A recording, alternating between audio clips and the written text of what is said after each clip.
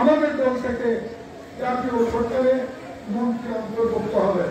আপনারা ওনার জন্য দোয়া করবেন, ভবিষ্যতে ওনার ছাত্রীর মাথায় ভোট দিয়ে নির্বাচিত করবেন।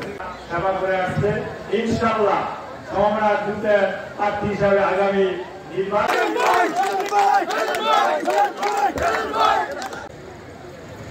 আজকের এই সম্মেলন আমাদের ভবিষ্যতের নির্বাচন করবে।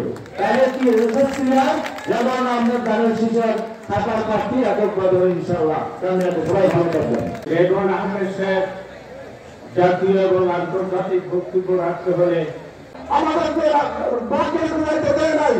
আমরা চাই আর ২৬ সালের নির্বাচনে আমরা স্বতঃস্ফূর্তভাবে রেদওয়ান আহমেদ সাহেবকে জয়যুক্ত করব। এ আশা ব্যক্ত করে আমি আমার সংক্ষিপ্ত বক্তব্য শেষ করলাম। আসসালামু আলাইকুম।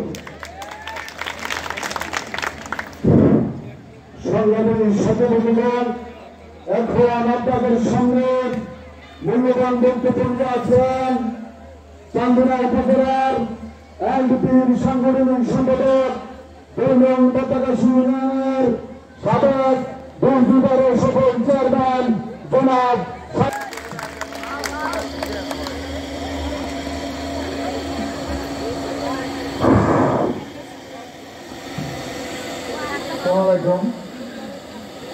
জনাব সভাপতি